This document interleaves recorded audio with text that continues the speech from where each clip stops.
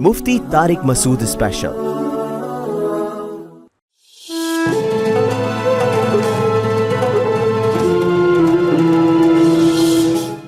اعوذ باللہ من الشیطان الرجیم، بسم اللہ الرحمن الرحیم۔ السلام علیکم خواتین و حضرات، پروگرام رمضان کریم مفتی طارق مسعود صاحب کے ساتھ میں آپ کا میزبان آصف اقبال آپ سب کو خوش آمدید کہتا ہوں۔ آج کے گیسٹ مفتی طارق مسعود صاحب اور ازمان حمید بھائی ہمارے ساتھ موجود ہیں۔ آپ دونوں کو میرا سلام، السلام علیکم ورحمۃ اللہ وبرکاتہ۔ کیسے مفتی صاحب آپ؟ الحمدللہ جی۔ پہلے میں چھوٹی سی ایک بات کہہ دوں، جی، سب آپ کے حوالے سے سب کو پتہ چل جائے گا۔ آپ دونوں حضرات کو میں نے دیکھا جب بات شروع کرتے ہیں تو پہلے اعوذ باللہ پڑھتے ہیں پھر بسم اللہ۔ تو یہ اعوذ باللہ جو ہے نا، یہ قرآن کی تلاوت کے لیے ہے۔ ٹھیک ہے۔ ویسے نارملی جب کوئی بھی کام شروع کریں تو صرف بسم اللہ پڑھ لیں۔ ٹھیک ہو گئی، یہ ہماری تصحیح ہو گئی ہے۔ کیسے ہیں ازمان بھی؟ خیریت سے؟ الحمدللہ۔ چلیں، آج کا جو ناظرین ٹاپک ہے وہ ہے توحید اور شرک، اور یہ ایک ایسا ٹاپک ہے جس کو ڈسکس کرنا اور جس کی پیغام کو لوگوں تک پہنچانا ایک ہماری ذمہ داری بھی ہے، اور ایک اس چیز کو اگر ہم پورے مستحکم طریقے سے کریں گے تو اللہ وحدہ لا شریک کو جو سب سے ناپسندہ چیز ہے وہ شرک ہے۔ تو اللہ کی ذات میں اگر ہم کسی کو شریک نہ کریں گے تو ہماری عبادتیں بھی مقبول ہوں گی، اور ہماری دعاؤں میں بھی اللہ تعالیٰ وہ اثر ڈالے گا جو دنیا میں رہتے ہوئے ہم دنیا اور آخرت دونوں کی عافیت سے چیزوں کو حاصل کرنے کے ضامن ہو جائیں گے۔ تو مفتی صاحب، آج کا جو ٹاپک ہے وہ ہے شرک اور توحید، یہ توحید اور شرک۔ تو اس میں جو پہلا سوال یہ ہے کہ شرک اور توحید کی اقسام کیا کیا ہیں، کہ توحید کی اگر اقسام ہے تو وہ کیا ہے، کہ اللہ پہ جو توحید اور توکل ہے وہ کیسا ہونا چاہیے، اور شرک کی جو اقسام ہے تو وہ کیا ہے، یہ ذرا سا تھوڑا سا قرآن اور حدیث کی روشنی میں آپ بیان فرمائیں۔ بسم اللہ الرحمن الرحیم۔ دیکھیں، اقسام سے پہلے ڈیفینیشن کا سمجھنا ضروری ہے نا، کہ اقسام تو بہت ساری ہیں، یعنی مختلف طریقوں سے شرک ہو سکتا ہے۔ سب سے اہم ترین بات جو عقیدہ توحید میں اور عقیدہ شرک میں ہے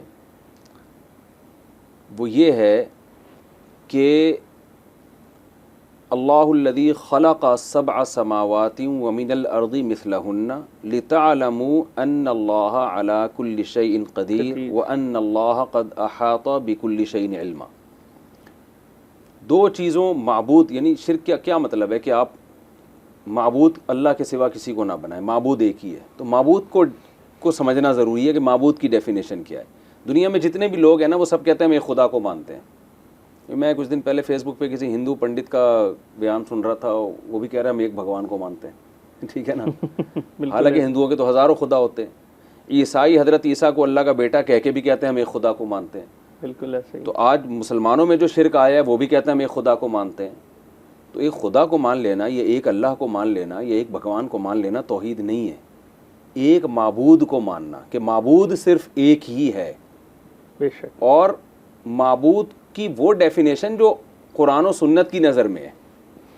مثال کے طور پر آپ ہو سکتا ہے عیسائی کہتے ہیں ہم ایک معبود کو مانتے ہیں، لیکن اسلام نہیں مانتا ان کے اس دعوے کو۔ اسلام کہتے ہیں نہیں، آپ نے تو تین خدا بنائے ہوئے ہیں، آپ نے تو تینوں کو معبود بنایا ہوا ہے، حضرت مریم کو بھی حضرت عیسیٰ کو بھی۔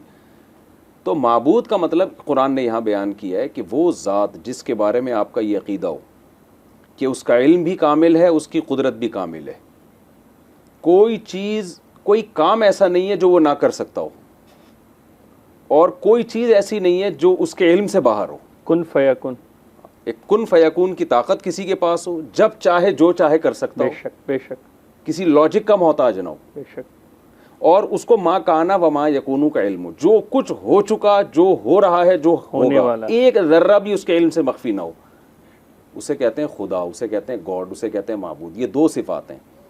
تو قرآن کہتا ہے کہ یہ جو میں نے آیت پڑھی ہے کہ یہ پوری کائنات جو میں نے بنائی ہے نا، اللہ کہتا ہے ہم یہ ثابت کرنے کے لیے کہ میری قدرت بھی کامل ہے، جو چاہوں کر سکتا ہوں، اور میرا علم بھی کامل ہے، کوئی چیز میرے علم سے باہر نہیں ہے۔ تو یہ کائنات کا ذرہ ذرہ گواہی دے گا کہ اس کو بنانے والا کچھ کرنے میں کسی سبب کا محتاج نہیں ہے، اپنے کلمہ کن کی طاقت سے اس نے اس کائنات کو پیدا کیا، اور اس کا علم بھی کامل ہے۔ علم کامل نہ ہوتا تو مینجمنٹ نہیں ہوتی اس کائنات میں، یہ سب دائیں بائیں ہو جاتے، ضائع ہو جاتا، برباد ہو جاتا۔ اس کو سب کچھ پتہ ہے، تبھی یہ پورا نظام ایک چل رہا ہے ایک اصول اور ضابطے کے تحت۔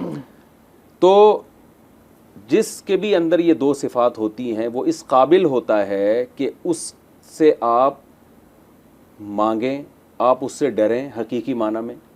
دیکھیں، جہاں جس میں یہ دو صفات یا ایک بھی کمی ہوگی، مثال کے طور پر ایک بادشاہ ہے جس کی قدرت تو کامل ہے لیکن علم کامل نہیں ہے، آپ اس کی نافرمانی کرو گے.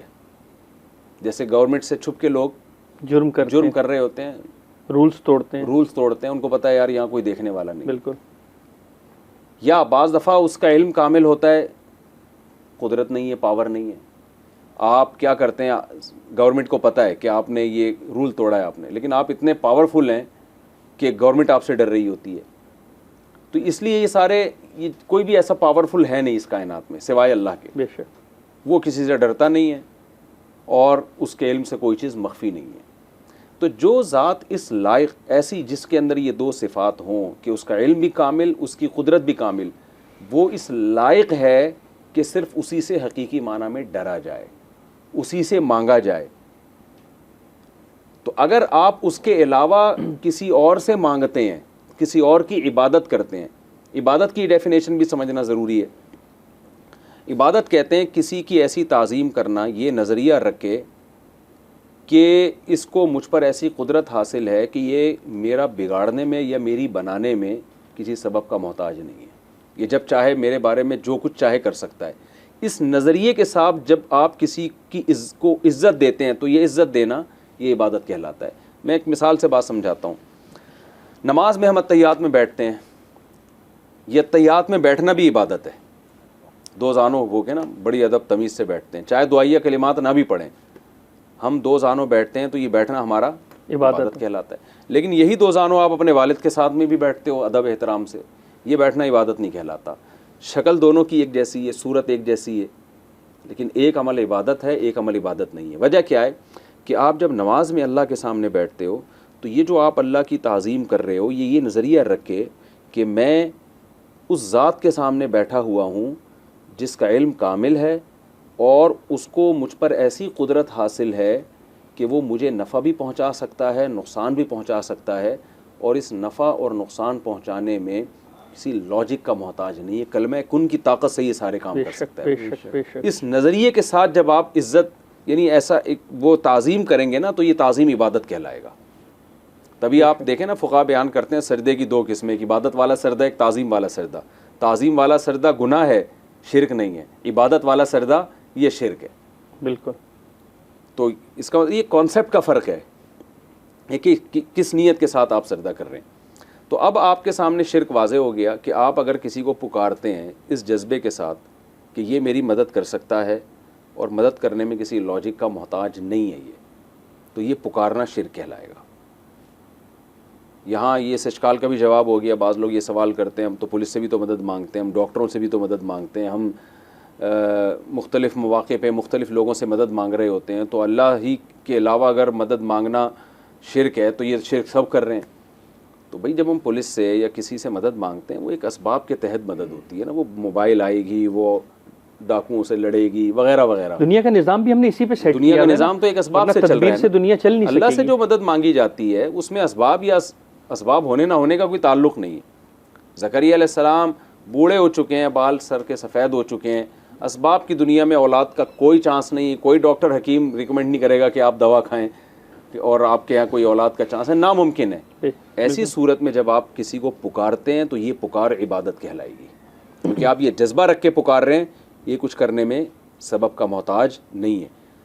ایسے موقع پہ آپ کسی پیر کو پکارتے ہیں، قبر کو پکارتے ہیں، یہ پکار اس کی علامت ہے کہ آپ اللہ کے علاوہ کسی کو معبود سمجھتے ہیں. تو ایسے موقع پہ صرف اللہ کو پکارا جائے گا اور ایک ہی معبود ہے وہ.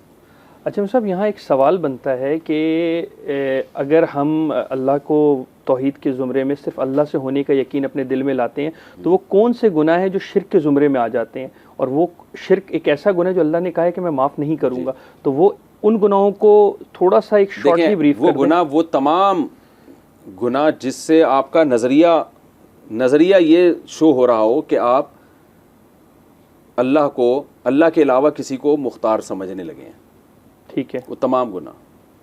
اب میں نے بتایا نا جیسے عبادت ہے، غیر اللہ کے نام پہ جانور آپ ذبح کرتے ہیں، جانور ذبح کرنا بھی ایک عبادت ہے. تو آپ کسی پیر کے نام پہ مزار پہ جانور ذبح کر رہے ہیں یہ نظریہ رکھ کر کہ میں اس بابے کو خوش کر رہا ہوں جو اس کے اندر ہے، کیونکہ یہ مجھے نفع نقصان پہنچا سکتا ہے ڈائریکٹلی، یعنی اس سے جو ہے. ہاں ٹھیک ہے. چاہے آپ یہ سمجھ کے گئے کہ اللہ نے اس کو اختیارات دیے ہوئے ہیں، تو اللہ تو قرآن میں جگہ جگہ کہتا ہے کہ میں نے اپنی خدائی اختیارات کسی کو بھی نہیں دیے. انسانوں کو ضرورت پڑتی ہے وزیر بنانے کی, حکومت کو ضرورت پڑتی ہے اپنا نائب بنانے کی, کیونکہ گورنمنٹ کی طاقت محدود ہے, وزیر اعظم صدر کی طاقت محدود ہے, ان کو اپنا نائب بنانا پڑتا ہے کہ بھئی میں سارے کام اکیلا نہیں کر سکتا, یہ ڈپارٹمنٹ انہوں نے سنبھالا ہوا ہے, یہ انہوں نے سنبھالا ہوا ہے. تبھی لوگ ڈائریکٹ صدر یا وزیر اعظم کے پاس جانے کے بجائے ان محکموں کے منتظمین کے پاس جاتے ہیں. اب ظاہر ہے کوئی بجلی کا بل لے کے وزیر اعظم کے پاس چلا جائے کہ سر میرا بل زیادہ آ رہا ہے, وہ کہے گا بھائی واپڈا والوں سے رابطہ کرو, صحیح نا, وہ ہم نے محکمہ بنایا ہے اس لیے. لیکن اللہ یہ کہتا ہے کہ میرا علم اور قدرت اتنی کامل ہے کہ میرا کوئی وزیر نہیں ہے, میرا کوئی مشیر نہیں ہے, جو چاہتا ہوں میں اپنی قدرت سے کرتا ہوں. تو ہر چیز میں تمہیں مجھی سے رابطہ کرنا پڑے گا. یہ نہیں ہے کہ اولاد دینے کا میں نے فلاں بزرگ کو اختیار دیا ہوا ہے, فلاں بابے کو اختیار دیا ہوا ہے, فلاں کو میں نے شادیاں کرانے کا انتظام دیا ہوا ہے, فلاں کو کے ہاتھ میں روزی کا اختیار دیا ہوا ہے. ایسا کچھ بھی نہیں ہے, سارے اختیارات ٹوٹلی میرے پاس ہیں. تو آپ کسی اور سے جب مدد مانگیں گے تو اسباب کی, ڈاکٹر سے آپ اولاد مانگنے کا مطلب یہ ہوگا کہ وہ آپ کو میڈیسن دے, کوئی آپ میں میڈیکلی کوئی فالٹ ہے تو اس کو دور کرے. لیکن کوئی فالٹ نہیں ہے, کچھ بھی نہیں ہے, پھر آپ ڈاکٹر سے اولاد مانگتے ہیں, اس کا مطلب ڈاکٹر بھی کہے گا نا بھائی میں کوئی خدا تھوڑی ہوں. تو یہاں یہ شرک ہمارے معاشرے میں بہت پھیل چکا ہے. ایک سوال ہے چھوٹا سا, آپ کا سوال اس وقفے کے بعد لیتے ہیں. ناظرین ایک چھوٹا سا وقفہ اور وقفے کے بعد دوبارہ آتے ہیں تو اذوان بھائی کا سوال لیتے ہیں.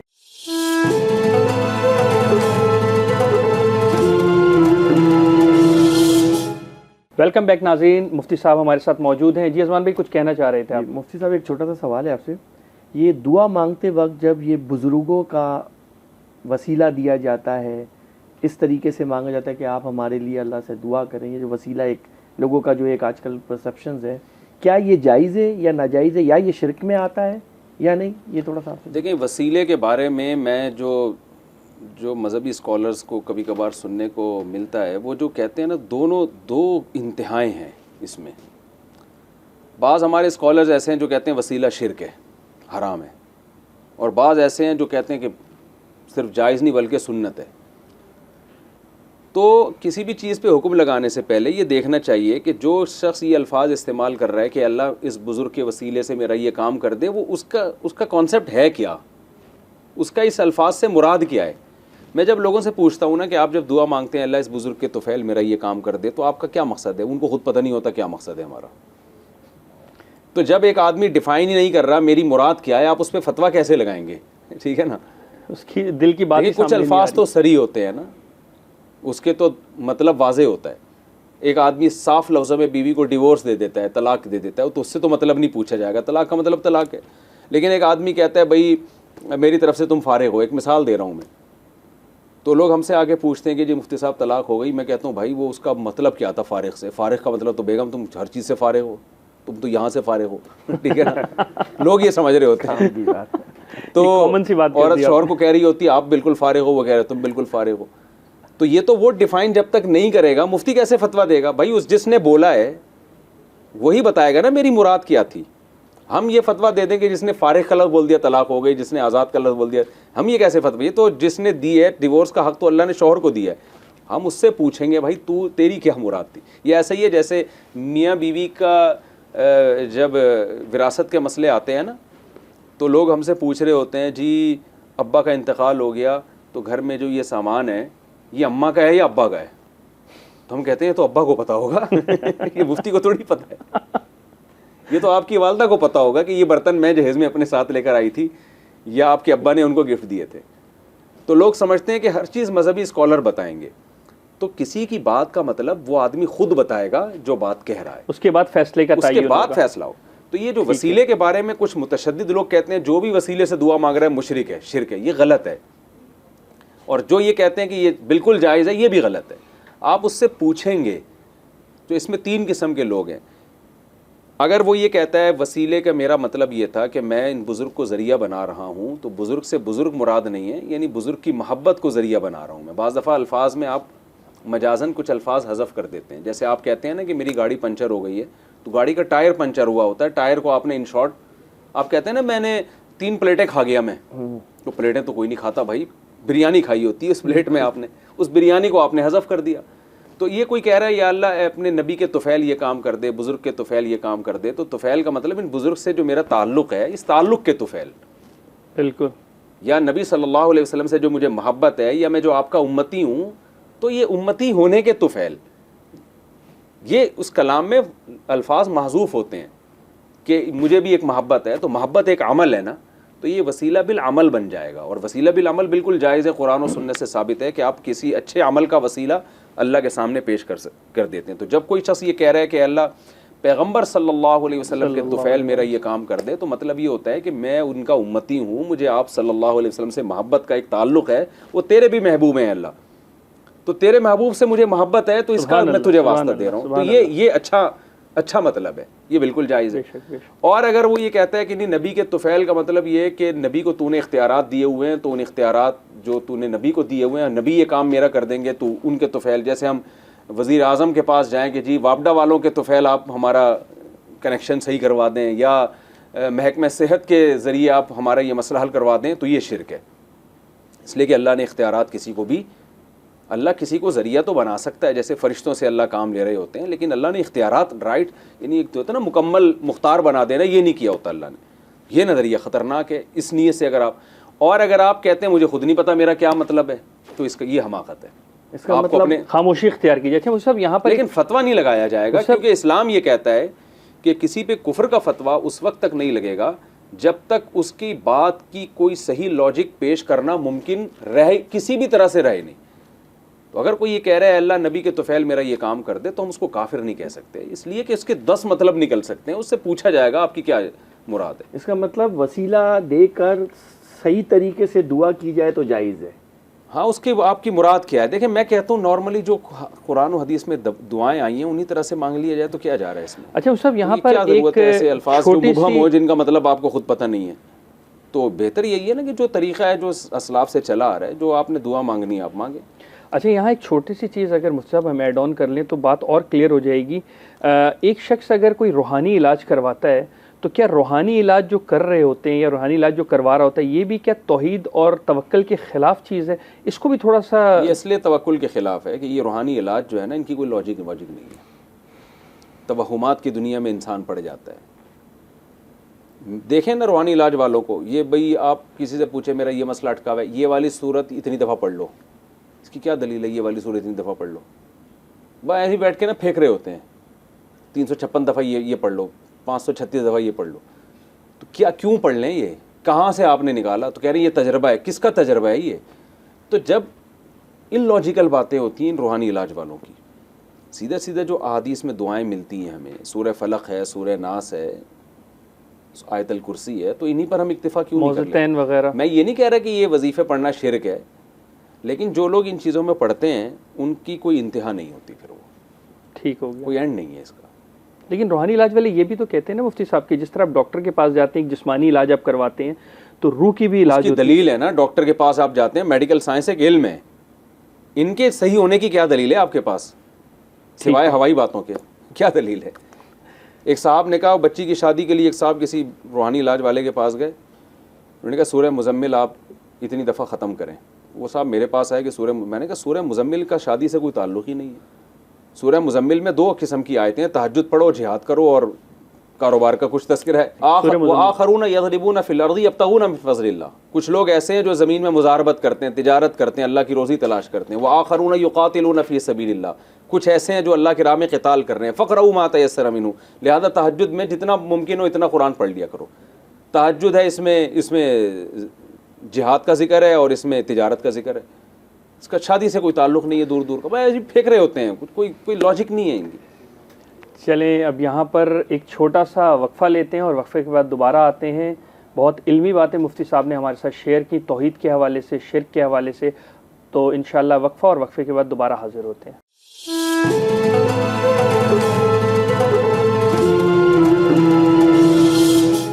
ویلکم بیک ناظرین، مفتی صاحب ہمارے ساتھ موجود ہیں۔ تو اذان بھائی کچھ سوال کرنا چاہ رہے تھے آپ؟ مفتی صاحب ایک سوال ہے آپ سے، کیا کوئی انسان کسی کو جادو کے ذریعے سے نقصان پہنچا سکتا ہے یا نہیں؟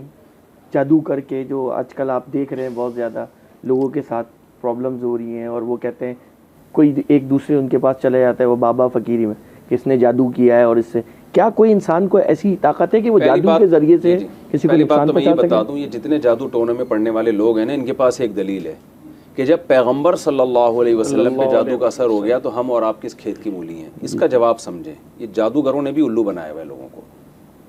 آپ جادو سے ڈرنا ورنا چھوڑ دیں, آپ کو کچھ نہیں ہوگا انشاءاللہ. ٹھیک ہے نا, جادوگر سے بولے تو تجھے جو کرنا ہے کر لے. میں تو چیلنج کرتا ہوں یار, جو کرنا ہے کر لو, انشاءاللہ کچھ نہیں ہوگا. ہم تو ان کے خلاف صبح و شام چیختے رہتے ہیں. پیغمبر صلی اللہ علیہ وسلم پہ جو جادو کا تھوڑا سا اثر ہوا تھا, ایک حکمت تھی اس میں. کچھ کام شریعت میں کچھ حکمت کے پیش نظر ہو جاتے ہیں. یہودی آپ صلی اللہ علیہ وسلم کو جادوگر کہتے تھے. پھر اس امت میں اس بات کا بھی خطرہ تھا کہ لوگ پیغمبر صلی اللہ علیہ وسلم کو بشریت سے ہٹا کر عیسائیوں کی طرح ایسا نہ ہو کوئی اور ہی, جیسے انہوں نے عیسیٰ علیہ السلام کی شان میں غلو کیا. تو اللہ تعالیٰ نے آپ صلی اللہ علیہ وسلم پہ یہودیوں کے جادو کا اثر ہونے دیا, تھوڑا سا اثر, تاکہ یہ کانسیپٹ کلیئر ہو جائے کہ آپ جادوگر نہیں ہیں. اگر ہوتے تو آپ پہ اثر ہی نہ ہوتا. اور یہ کہ آپ بشریت میں کامل ہیں, بشریت کے تمام لوازمات ہیں. تو اس حکمت سے آپ صلی اللہ علیہ وسلم پہ جادو کا تھوڑا سا اثر ہوا ہے, اور اس کا بھی پھر سورہ فلق سورہ ناس علاج کے طور پہ بتا دی گئی. اس میں بھی یہ حکمت تھی کہ اس کے علاج کے لیے بھی کسی عامل کے پاس جانے کی آپ کو ضرورت نہیں ہے. سورہ فلق سورہ ناس پڑھ کے آپ دم کیا کریں, ٹھیک ہے نا. لیکن یہ اتنا آسان نہیں ہے جادو جس طرح لوگوں نے بنا لیا ہے آج. اگر اتنا آسان ہوتا تو کیا یہودیوں نے حضرت ابو بکر پہ جادو کی کوشش نہیں کی ہوگی؟ کیا حضرت عمر پہ کوشش نہیں کی ہوگی؟ حضرت عثمان پہ کوشش نہیں کی ہوگی؟ کیا حضرت علی پہ کوشش نہیں کی ہوگی؟ ہمیں نہیں ملتا تاریخ میں.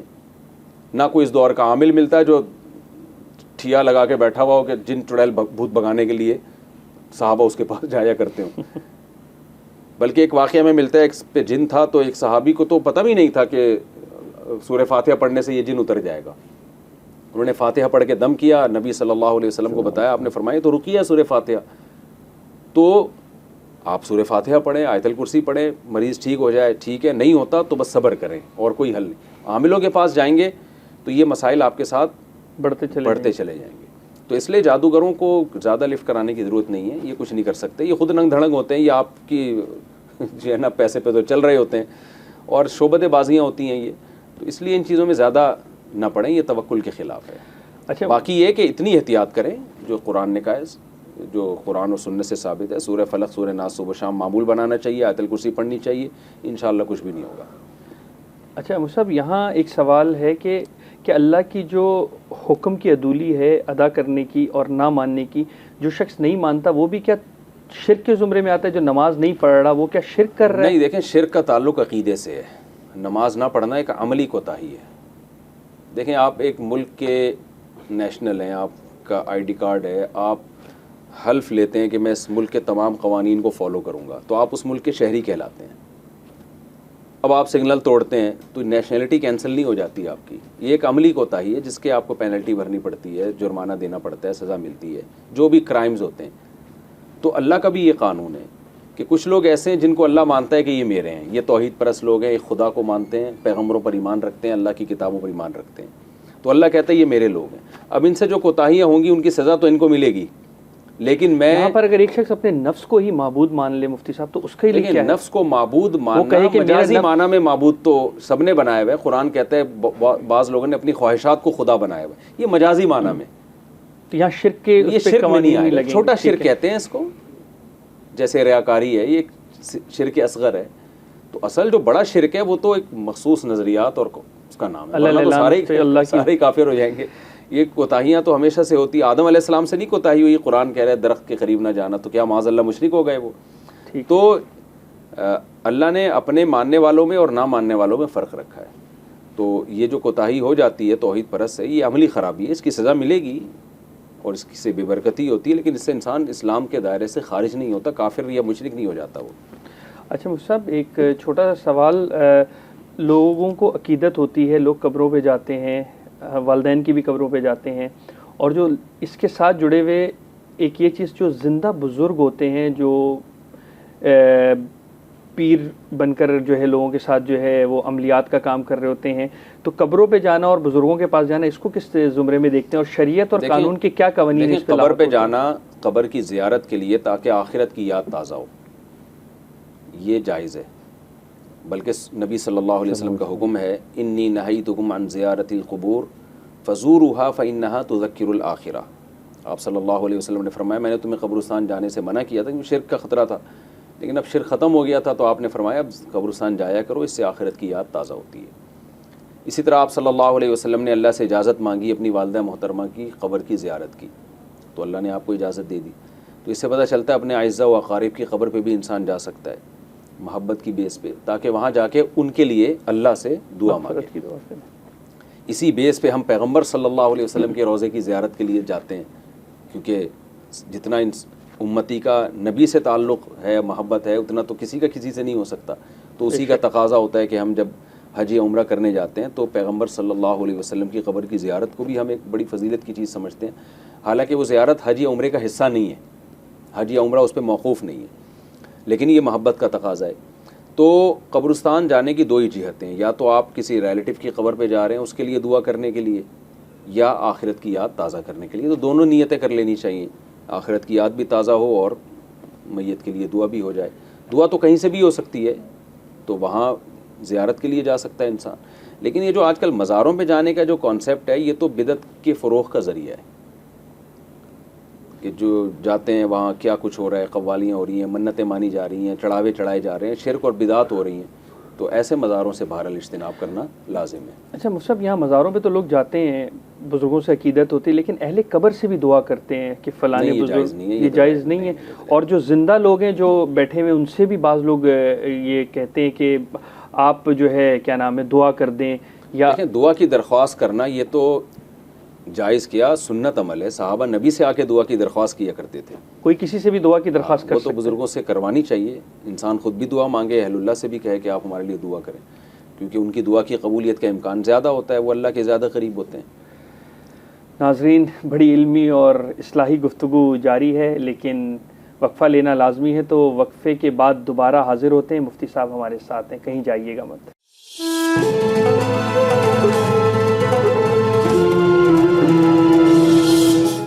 ویلکم بیک ناظرین، پروگرام کی جو ہے سماعتوں کو سمیٹتے ہوئے اذمان بھائی کوئی سوال ہے آپ کا؟ جی مفتی صاحب، آپ سے ایک اور سوال ہے میرا۔ یہ جو آج کل ٹرینڈ بہت چل رہا ہے، آپ دیکھ رہے ہیں ہمارے مطلب عوام میں، کہ یہ اس مزار پہ جا کے یہ منت ہماری یہ دعا قبول ہو جائے، یا ہماری یہ خواہش پوری ہو جائے، اور یہ منت ہم نے اس مزار پہ جا کے کرنی ہے اور چڑھانی ہے، تو کیا یہ چیز شرک میں آتی ہے، اور یہ کیا چیز ہے؟ تھوڑا سا اس کو کانسیپٹ کلیئر کریں۔ دیکھیں حرام اور ناجائز ہونے میں تو کوئی شبہ نہیں ہے، شرک کا تعلق تو عقیدے سے ہے کہ آپ کی وہ بزرگ کے لیے چڑھا رہے ہو آپ، وہ پھر تو ظاہر ہے شرک ہے۔ اگر آپ یہ سمجھتے ہو کہ میں ان کے لیے کر رہا ہوں یہ عمل اور یہ میری بگڑی بنا سکتے ہیں، تو یہ تو شرک ہے۔ لیکن اگر ویسے ہی کوئی مزاروں پہ دیگے چڑھا رہا ہے جا کے، تو یہ کبیرہ گناہ ہے، شرک نہیں ہے پھر یہ۔ تو یہ جو منت ہے نا، منت یہ منعقد نہیں ہوتی ایسی مزاروں پہ دیگوں والی منتیں۔ منت کے لیے ضروری ہے کہ عبادت ہو، شریعت سے ثابت ہو، جیسے روزے کی منت ہے، اللہ کے لیے روزہ رکھوں گا میں، اگر میرا یہ کام ہو گیا، میں اتنی نمازیں پڑھوں گا یا اتنے صدقے غریبوں کو کروں گا۔ تو مزاروں پہ دیگے تو بدعت عمل ہے، کہیں بھی ہمیں نہیں ملتا کہ کبھی آپ بتائیں کوئی ضعیف سے ضعیف روایت ہو کسی صحابی نے کسی مزار پہ دیگ چڑھائی ہو، یا کسی تابعی نے کسی مزار پہ جا کے دیگ چڑھائی ہو۔ یہ تو بعد میں ہندوستان میں ہندوؤں کے ساتھ رہ کے یہ چیزیں مسلمانوں میں بدعتیں آئی ہیں۔ تو منت عبادت کی ہوتی ہے اور اللہ سے منت مانی جاتی ہے، نظر جسے کہتے ہیں عربی میں، کہ اللہ اگر میرا یہ فلاں کام ہو گیا تو میں اتنے روزے رکھوں گا۔ اور اس میں بھی بہتر یہ نہیں ہے، بہتر نہیں ہے نظر ماننا، بہتر یہ کہ آپ بغیر نظر کے اللہ سے دعا مانگے کہ اللہ بس تو میرا ویسے ہی یہ کام کر دے۔ روزے آدمی ویسے ہی شکرانے کے طور پہ رکھ لے، تو یہ وہ صاحب ایک کال ہے، کال لے لیتے ہیں۔ جی السلام علیکم، کہاں سے کون بات کر رہے ہیں؟ وعلیکم السلام، میں کراچی سے بات کر رہا ہوں، مفتی صاحب کا پروگرام دیکھا تھا، مفتی صاحب سے ایک سوال پوچھنا ہے مجھے۔ جی بولیں مفتی صاحب، آپ کو آواز آ رہی ہے؟ جی۔ مفتی صاحب، یہ جو نظموں وغیرہ میں اس طریقے کے اشعار ہوتے ہیں کہ بگڑی بنا دو میری، اور قوالیوں میں ہوتے ہیں اس قسم کے اشعار جس میں ہمارے نبی کو مخاطب کر کے کچھ دعائیہ کلمات ہوتے ہیں، اس قسم کے سوالات ہوتے ہیں، تو یہ نظم وہ پڑھنا، وہ سننا، اور وہ کیسا ہے اسلام؟ دیکھیں ایسے الفاظ کہ میری بگڑی بنا دیں، یہ تو خالص شرکی الفاظ ہیں، ان سے تو اجتناب کرنا لازم ہے، چاہے نظم ہو چاہے قوالی ہو۔ یہی غلو تو یہود و نصارہ میں آیا نا، جس کی وجہ سے وہ تباہ و برباد ہو گئے۔ تو یہ غلط ہے، یہ ایسے الفاظ استعمال نہیں کرنے چاہیے۔ ٹھیک ہے، جزاک اللہ۔ اچھا یہ ضرور بتا دوں کہ کسی نے ایسے الفاظ استعمال کیے ہیں تو فوراً کفر کا فتویٰ نہ لگائیں، اس سے مفہوم پوچھا جائے گا کہ آپ کا مطلب کیا ہے۔ تو شرک کا فتویٰ لگانے میں شریعت نے احتیاط کی ہے، تو منع کیا جائے گا کہ ایسے الفاظ استعمال نہ کیے، لیکن فوراً کسی کو کافر قرار دے دینا، ہو سکتا ہے وہ اس کو پتہ ہی نہ ہو ان الفاظ کا مطلب کیا، یا وہ ایسا مفہوم بیان کر دے جو اس کا کوئی صحیح محمل نکل سکتا ہو، تو اس پہ گنجائش ہے؟ ہم گنجائش نہیں ہے، یعنی ہم اس کو کافر نہیں کہہ سکتے اتنے آرام سے. ہاں یہ ضرور کہیں گے کہ بھئی یہ ایسے یہ الفاظ جو آپ نے استعمال کیے یہ استعمال نہ کریں آپ. ٹھیک ہے. تو ناظرین آج کے پیغام کی طرف چلتے ہیں، اور آج کا کیا پیغام ہے مفتی صاحب کا وہ ہم ان سے لیتے ہیں. مفتی صاحب آج کے لیے جو پیغام ہے وہ بتائیں آپ. بس دیکھیں عقیدے کو صحیح کریں. اللہ تعالیٰ نے شرک کی معافی نہیں رکھی. آج مسلمانوں میں شرک بہت تیزی سے پھیل رہا ہے. مزاروں پہ جانا، ان سے مرادیں ماننا، یہ عقیدہ رکھنا کہ فلاں بزرگ، فلاں پیغمبر، فلاں یہ کام کر سکتے ہیں، ان کو اللہ نے اختیارات دیے ہیں، یہ وہی شرک ہے جو مشرکین مکہ میں تھا. وہ بتوں کے بارے میں نظریہ رکھتے تھے، آپ بزرگوں کے بارے میں رکھنا شروع کر دیتے ہیں. تو عالم الغیب صرف اللہ کی ذات ہے، مختار کل صرف اللہ کی ذات ہے، علم اور قدرت کے لحاظ سے ہر جگہ موجود صرف اللہ کی ذات ہے. تو جو اللہ کا حق ہے وہ اللہ ہی کو دینا چاہیے، اس میں کسی اور کو آپ اللہ کے ساتھ شریک نہ کریں. تو ناظرین یہاں پہ ہم اپنے پروگرام کا اختتام کرتے ہیں، اور اس بات پہ کہ اللہ ہی خالق ہے اور اللہ ہی مالک ہے اور اللہ ہی کل کائنات کا رب ہے، اور ہمیں اللہ ہی کی عبادت کرنی چاہیے.